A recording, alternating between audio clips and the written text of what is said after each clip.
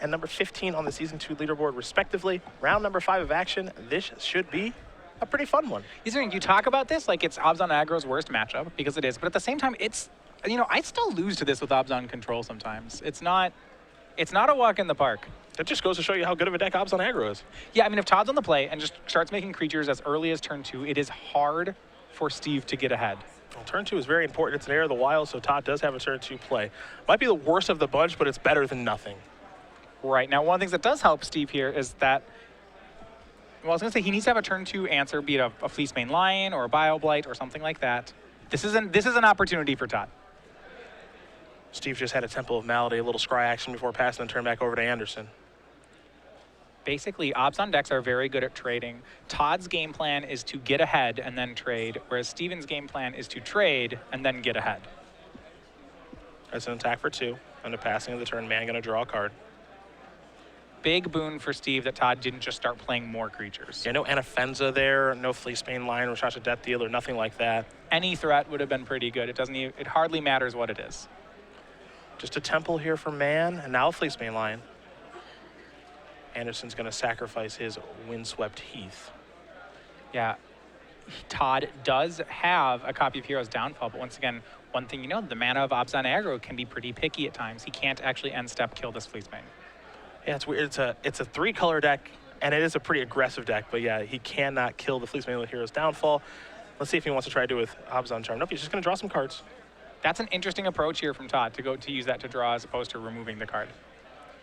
Because they have so much overlap in cards, the aggro deck, with the right hand, can take on a control role. But if Todd wants to do that, play the Obs on Charm draw cards game against Steve, he needs to make sure that he is overloaded on answers to Elspeth. Because if they play this card advantage game, Steve can just trump Todd out. Siege Rhino pre-combat to trigger the Ferocious there on Heir of the Wild. Steve, I think, predictably trades there with his Fleecemane Lion.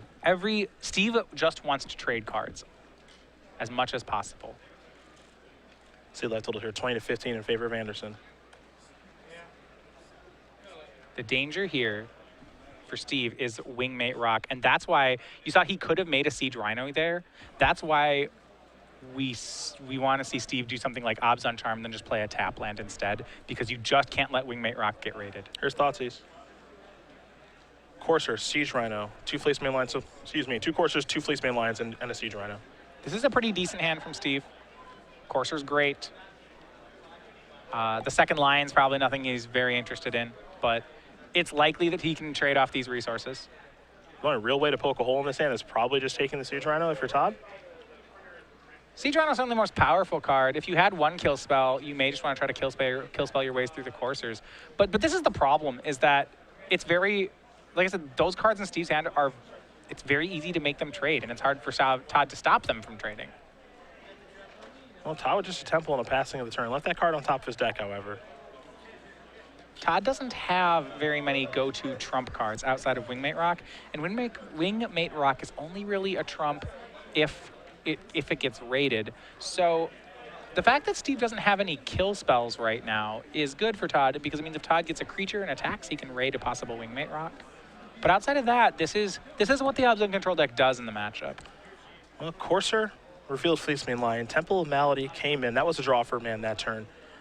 Put the Fleecemane Lion to the bottom. Gained a life, of course, because the Courser triggered. But the top card is a dangerous one. It's Elspeth. It's the plan. Steve wants to just trade until he eventually gains card advantage off Courser. Like the 2 key cards I mentioned were Courser, Krufix, and Elspeth. And this is exactly what Steve wants to do. Each player has the same number of cards in their graveyard. They've traded 3 cards for 3 cards. Now Steve has a Courser going, and he's going to play an Elspeth. Read the bones, the top card of the deck. If you're Todd, you're crossing your fingers and hoping that the land doesn't come, I suppose. Yeah, I mean, the issue is it's going to come eventually, and it's not like Todd can force the issue of damage very easily right now. In Todd's hand, he's got quite a few lands over there. He does have a copy of Hero's Downfall in his hand, which can't take care of the Elspeth, but as we know with Elspeth, the damage just may already be done. Yeah. There's Fleecemane Lion and Courser. Yeah, and another Courser means that what Steve can do is, first of all, he could throw everything in front of Siege Rhino, but that's kind of risky. He can just take 4 and start gaining 2 off land drops.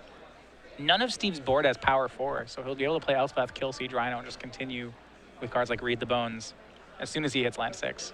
Todd with another Temple here. Steve, no interest in blocking, so it's 21-9 at this point. Hero's Downfall, Mana Confluence, Windswept Teeth are the cards in Anderson's hand. He's going to leave, it looks like the card on top past the turn back and hope for no land yet again. He needs to find a wingmate rock.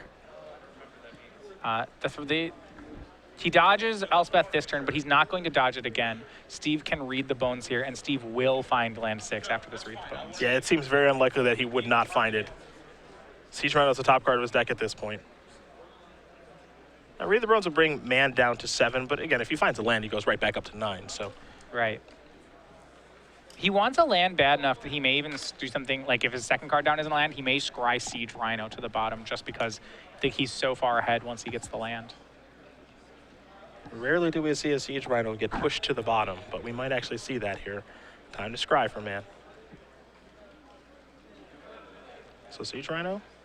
Todd doesn't get to see the other card. Okay, 2 Siege Rhinos.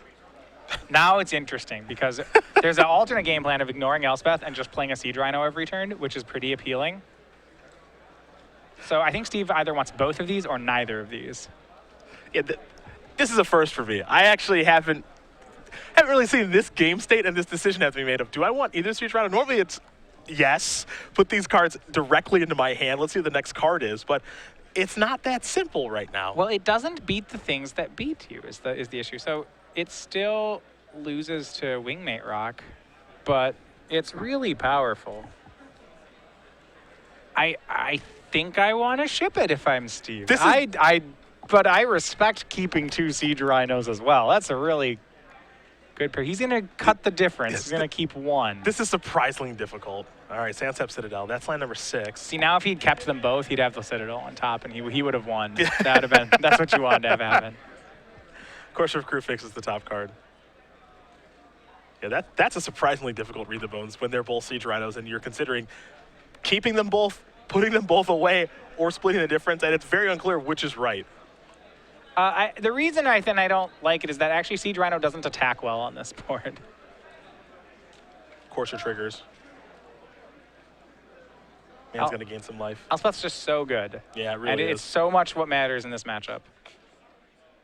I mean, he can do something like play another Lion, the next turn Elspeth minus, and he just has a huge amount of damage. Here come the Coursers. Man getting a little aggressive. Curious to know what you guys would do at home. Let us know on Twitter at SCT Live, hashtag SCGDFW, and what you would have done with that read the bones. I honestly have I would have been in the tank for like 3 minutes. I have no idea what I would have done that turn. A double block. He's willing to let the 2-for-1 happen to him here. That's fine. Jamoka's command is interesting. That was Todd's draw for the turn. Yeah, he can't do better than a 2-for-1 here. Jamoka's is the thing. It only puts the Siege Rhino up to a 5. So downfalling a Fleece Mane looks to be the easy play here. That does leave him without an answer to Elspeth, though. Yeah, really, that's tough.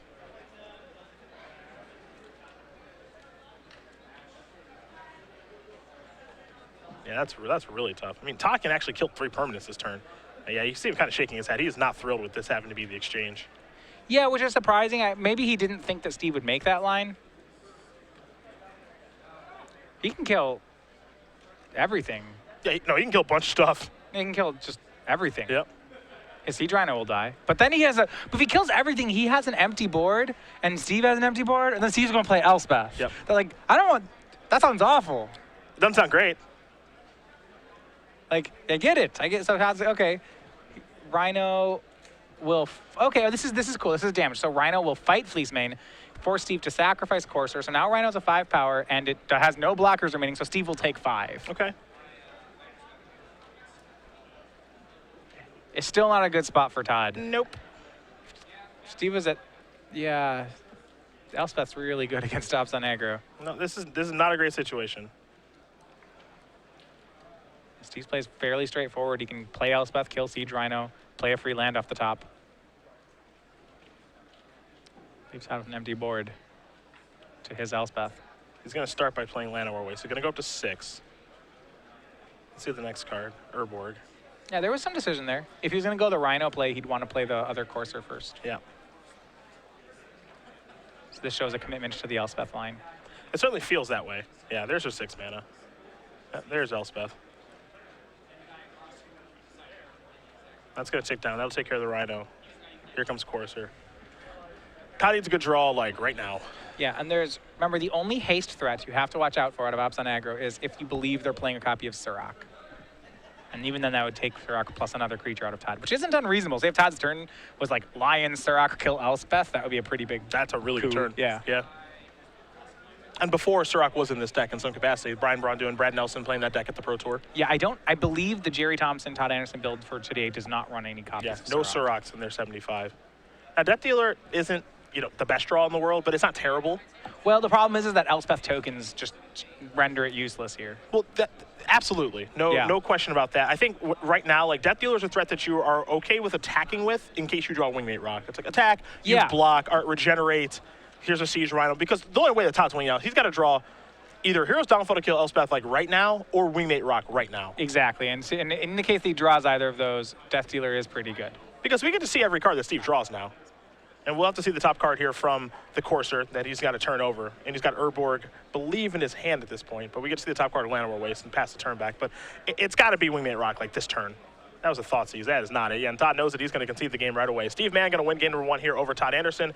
Abzan control. Up the game over Abzan aggro off the power of Elspeth. This is how you drew it up in the book for Abzan control. They traded at the first 4 turns, both players traded 3 cards with each other. Then Steve played a Courser, and he took damage for a while Courser got him a couple extra cards, and then he played Elspeth.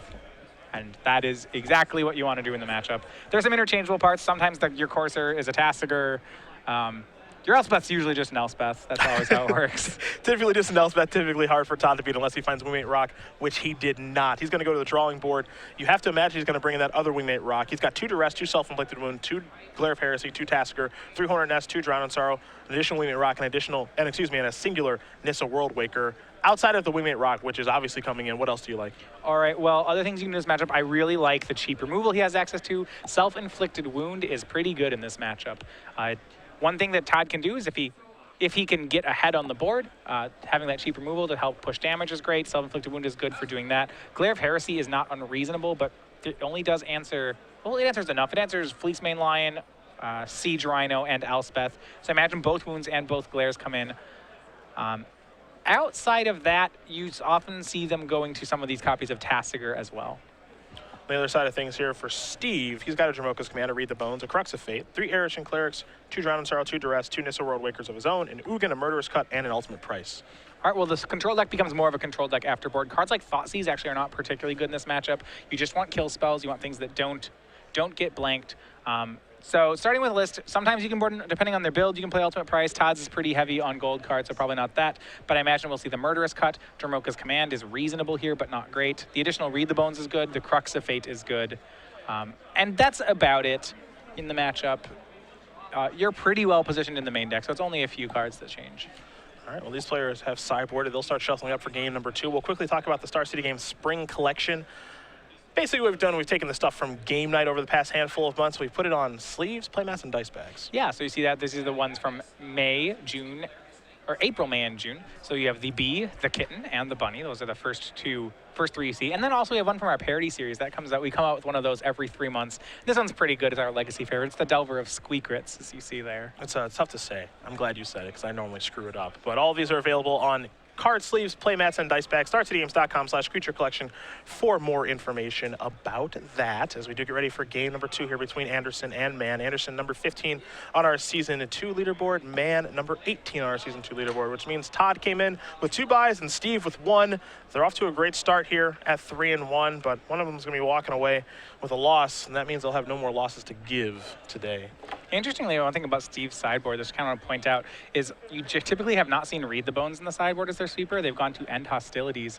By playing Read the Bones, it's a bit of a hedge against some of the like Esper Dragon style decks, so that they can't sit behind a dragon and blank your Siege Rhinos. You actually just Crux on dragons.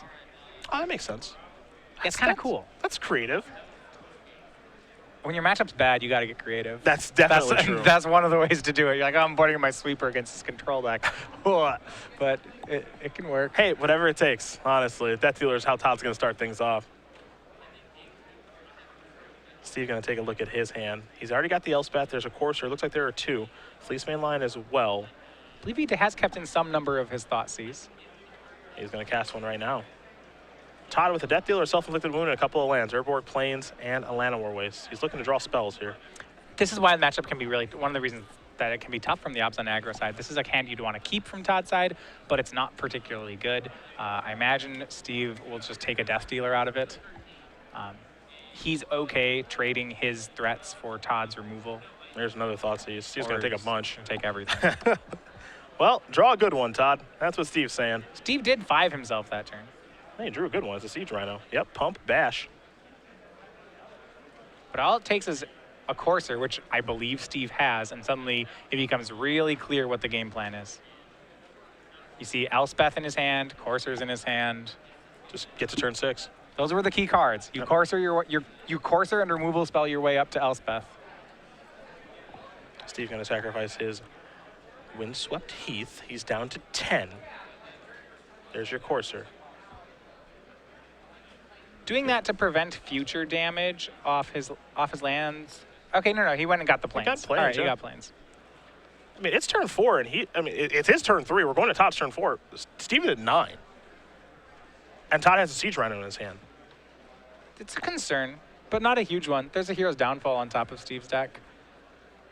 Todd drew a land for the turn and Llanowar Waste. Your concern from Steve is that if in these intermediate turns, if Todd draws a Wingmate Rock, that's how you lose. Absolutely. You're not going to actually lose to the Death Dealer. It's going to be really obnoxious, but it's not going to kill you. The Wingmate Rock will definitely kill you, though. Man is down to 4. Top card of the deck. It's a copy of Llanowar Waste. It's an untapped land. That's going to be hard to pass up. But then again, would have to use black mana off it to cast Downfall. He is so low. This is one of the things I'm not a huge fan of Thoughtseize in the matchup. It's such a powerful card that it is hard to say no to. It definitely had an impact on the game. It's hard to say how much. Well, if he had just played other threats, then they would have traded with Todd's cards.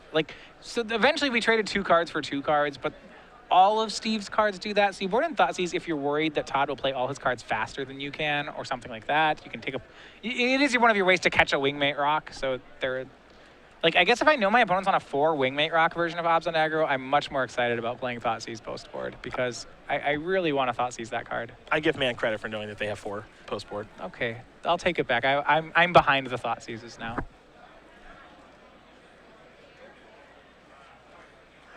Steve's in the old tank here. Might be a Courser. Even then, you don't. The problem is when you end up Thoughtseizing something that's not Wingmate Rock, it's questionable how good of an exchange that was for you. Man had to take 1 to cast. He's down to 3, up to 5. Top card, Urborg. Urborg is huge. That means he'll have to stop using those he can stop using Llanowar Wastes to cast his black spells. That's good. It's another land there for Anderson. Todd's going to play his Urborg, which means he can double pump his Death Dealer. He's coming down the red zone, both of these. Yeah, you double block the Death Dealer. Make Todd spend all his mana. It's fine. You're willing to throw away a Courser for that. Yeah, pump regen. Yep. Steve is happy with this. As happy as you can be being at 1 life. One's not 0. I mean, if Todd has another Siege Rhino, you're going to die. Now, Todd's only got lands in his hand. He's got some good draws. He doesn't feel confident, but he's going to pass the turn back over to Mann, who's going to draw his Urborg. A self-inflicted wound kills you also. Yep. There's some bad news here. I was on terms of... It's okay. No. Abzan Charm's good. Abzan Charm's good. You can downfall the Death Dealer right now, then you can charm away the Rhino, and then you make your way to Elspeth. Okay. And you just hope something doesn't go wrong in the meantime. It's a kill spell. You want, if you are disappointed in drawing a 3-mana kill spell in this matchup, then something, that's how the matchup works. The 3-mana kill spells that's your bread and butter. Until you get to your 6-mana win the game spell. Right. Their creatures usually cost 3. Sometimes they cost 2, but... I don't like this new version of you, knowing everything about Abzan control. I don't like this, Matthias. What? I just don't. It's a kill. See, but the thing I'm talking about is I'm lining up my kill spells with your creatures.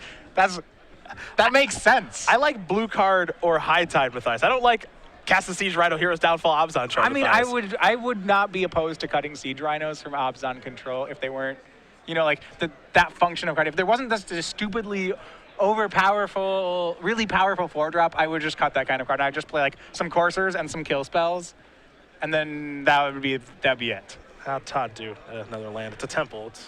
Not the worst land. He's going to attack. I have to imagine we're getting a double block, immediately. Oh, yeah. Trading 1 for 1, sure. It's great. Kill Courser, probably? Yes. I mean, this is a bad spot. You kill Courser so that you preserve self-inflicted wound as an out. Yep. Todd left this card on top real fast, by the way. Yeah, if it's Siege Rhino, Steve's dead. Yep. If it's self-inflicted wound, Steve's dead, because even though he has a Courser in his hand, he'd have to pay 1 to play it. I mean, if I'm in Steve's spot, I look at the Todd's body language from that scry, and then I look at my hand and be like, well, darn. I would think I'm like, this is really bad. Yeah. What else would have he possibly kept? Okay, he would have kept Tasigur if Tasigur was on top. Because, right? Tasigur, it's good enough here. I mean, maybe. Like, I guess he can play Tasigur, but he has to delve away his whole graveyard, and then I guess he gets a card back. So, yeah, Tassigur's probably good enough. Tassigur's probably a keep. Siege Rhino's on top of his deck. Yeah, Todd is pointing to his deck. I would bet my entire life it's a Siege Rhino. Yes, yep, sir. There you go. There we go. You shouldn't bet your entire life. It could have been a self-inflicted wound. And then you'd look really silly. Todd -1 life. Todd Anderson's going to win game number 2 here over Steve Mann, thanks to a Siege Rhino kept on top from a temple. We'll play a third one here in just a moment. And that's one of the ways that you do lose this matchup. I mean, it helps that Todd's on the play there, is that Steve, his plan of trading and making his way to Elspeth was working, but he just lost too many life points along the way. It's the kind of situation that if Steve had started the game at 25, this would have worked. Sure. And that can happen. Todd's creatures are really large, so when you fall behind a little bit on your kill spells, it just costs you life points each time. You almost always have the time to catch up, but you just run out of life points to work with. Yeah, no, those things, those creatures they're gigantic. That's part of the appeal of this deck, is the creatures are just so gosh darn big, and that's why I like this deck, is they're big, they're good early, they're good late. It's rare. So one of the issues with aggro decks usually is that as you get into the late game, your cards, the advantage of an aggro deck is that you get to play your cards very efficiently. The disadvantage is that pound for pound, your cards aren't as powerful, so you start to get outclassed in the late game. I think why Abs on aggro is so powerful is you get to have both of those. Yep. So you get to have this curve out strength, but your cards don't really get bad in the late game. Maybe your downside is, I guess, that your mana's pretty awkward, it deals some damage to you, but it's an aggro deck with a surprising amount of power in late game. Yeah, that's why I like it. It's my kind of aggro deck. Game number 3 going to be underway here in just a moment. Between these two, we will talk very quickly about the regional championships that will be taking place here for Star City Games. It's been a successful program thanks to you guys playing in it, so we're able to continue to do it. August 1st, we'll have more details for you guys, but this is the important detail, the playmat. Yeah, so this is a parody of the Ellen DeGeneres Oscars photo. Yes. For those of you who are not pop culture savvy, I didn't know that until I heard that. I can't tell you which actor each of them are, but it is our creature series, our game night creatures, our Star City parody collection. You see Eternal Witness has showed up to the party, Kitten Token, just all of them. They're all here on the playmat. Remember, these happen on the weekends of the Pro Tours, so this is going to be our regional championships. They're taking place on August 1st. We'll have more details about that to come on starcitygames.com/regionals. So all we know is that we've got a sweet playmat for you guys, and as Matthias said, more details to come down the line. August 1st, get ready for that tournament over the summer as we get ready here for game number 3 between Steve Mann and Todd Anderson. And Mann's going to be on the play. Great place to be in this matchup. Yeah, I mean, it's a very defensive great place to be. What it means is that the danger is that they pace their creature. Their creature curve starts on 2, and your removals curve does not always start on 2. So when their creature curve starting on 2 and your removals start on 3 and you're on the draw, those are the danger spots. Yep. And that's what we saw the last game. That's exactly what we saw. And even then, you saw eventually Steve did get control of it. Todd's more mana efficient, but Steve gets time to catch up. He just lost too much life while doing it. Well, we will see what happens here. Both players will be drawing their opening hands in just a moment. However, if you are just joining us, Cedric Phillips, Matthias Hunt, Ken Crocker in the sideboard, along with the rest of the SCG Live crew. We're round number 5 here from Dallas, Fort Worth, Texas, at SCG Live, hashtag SCGDFW for your tweets all weekend long. We've got our social media devices in front of us, so if you want to interact, feel free, as Mann's going to take a mulligan here, and we'll see what Anderson wants to do. Well, Todd has a Wingmate Rock. That's good. Finally. Yeah, he hasn't seen one of them yet. Yeah, we've got 4 of those things in his deck. It looks like he's going to keep. He's happy enough, so see what Steve is going to do when he takes a look at his 6 cards in just a moment. Forget, Mann number 18 on our Season 2 leaderboard. He's from Florida, made the trip out here, looking to get some Open Series points. We saw him in the Players' Championship last year, made day 2 of that tournament. Very impressive run for him. For Anderson, did not qualify for the Players' Championship last year, came up a little bit short. You might see him there this year, though.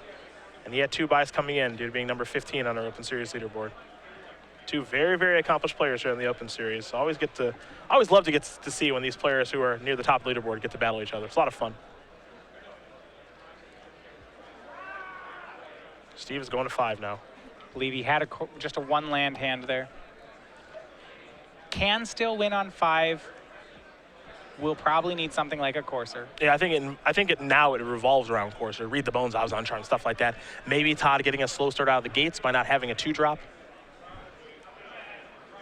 I think those are the things that's going to revolve around now at this point. Courser going to undo a lot of the mulligans if he's able to find one.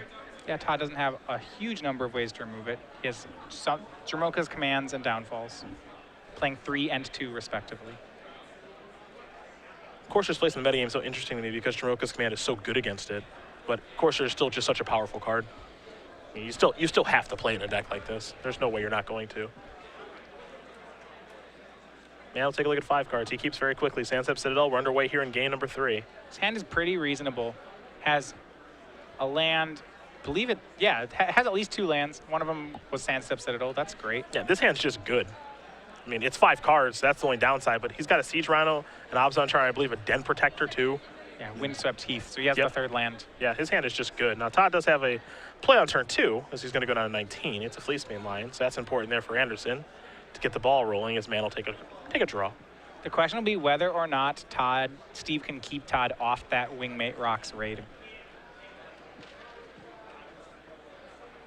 Because Steve is low on cards, he doesn't have other kill spells to deal with the Fleecemane line, so he probably won't have the flexibility to draw 2 with an Obs on Charm, and that will come back to get him. Steve going to sacrifice his Windswept Heath right now. What's interesting to me is, on this particular turn, are you supposed to just Obs on Charm and kill the Fleecemane line? Well, he doesn't have another great option, so yes, I would think so.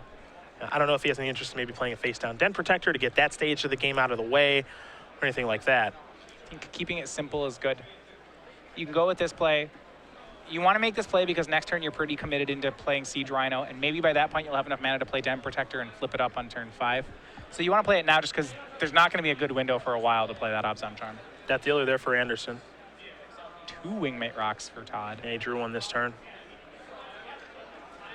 2 Wingmate Rocks, Obs on Charm, Hero's Downfall, and land 4. Mann will draw. It's another land. It's Windswept Heath. He's going to sacrifice that. We might see the Siege Rhino come down now. Hey, he's playing Magic, and that's really all you can ask for. Yeah, I actually have felt like the players are switching roles here right now. Steve actually needs to be the aggressive player because of his inability to deal with Wingmate Rocks. There's the Rhino. Steve will gain some life back. Anderson will lose 3. He's down to 16. Mann's up to 21. Whereas Todd, with an Obs on Charm and a Downfall, he's going to be the player killing the creatures. Yeah. Huge. Yeah, there's Downfall. There's the attack. The Sandstep Citadel's a pretty nice land to have. And this is going to be really tough for Steve. That draw was great for Todd.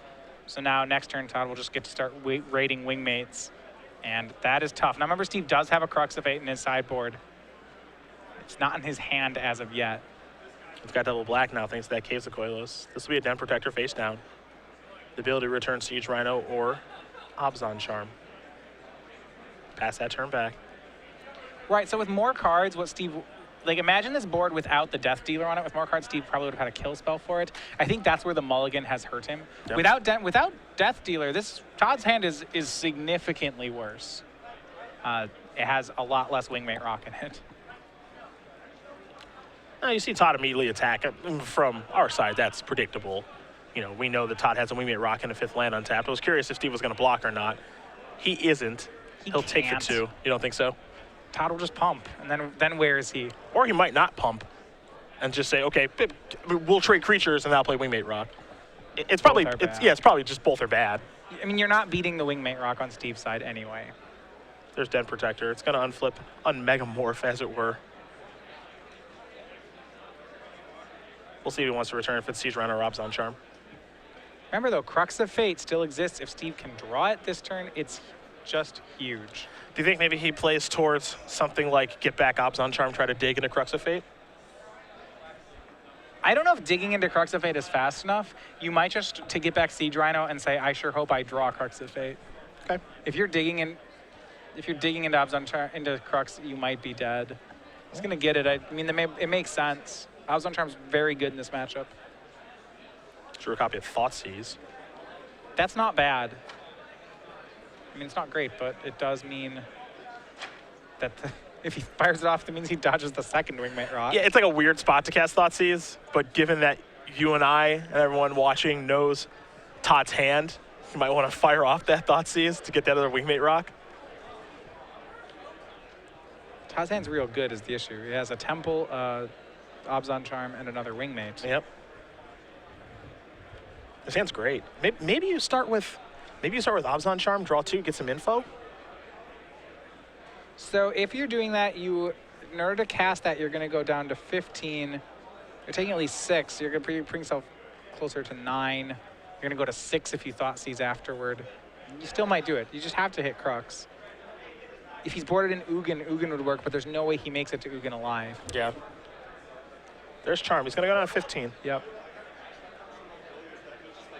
Peel 2. There, I believe he hit. Yep, he found Crux. That is a 1-of. Sorry, it's 2-of. He has 1 in the main, the second one in the board. This gets interesting now if he casts Thoughtseize. Like, you have to do whatever it takes to get Todd, basically to make him cardless, or to cast the other Wingmate Rock in his hand. Like, whatever you can do to flush him out. Now, here's the hand. Wingmate Rock, Abzan Charm, Temple of Silence.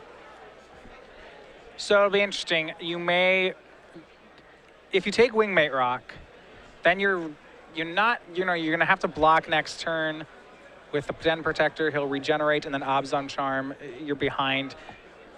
The question is if you think you can win a fair game. You maybe hope that Todd overcommits with second Wingmate Rock, but that's really unlikely. But I like his play. I think it's unlikely he overcommits with second Wingmate Rock, but I do think it's likely that, like, if you take the Abzan Charm, you can just beat the single Wingmate Rock. Because it's not bringing a 3/4 with it. The issue is that the Death Dealer is still going to be alive. That's after true. Crux, so That's it true. will bring a 3/4 with it. Yep, that's true. There's your block. There's a regenerate. Yeah, and Todd has enough mana that he gets to hold this up and have the Abzan Charm. And Todd actually has enough mana right now where he can regenerate Death Dealer after Crux and then just kill him. Right, Crux doesn't even save Steve Yeah. anymore. If Steve has Crux into Tasigur, he gets to survive.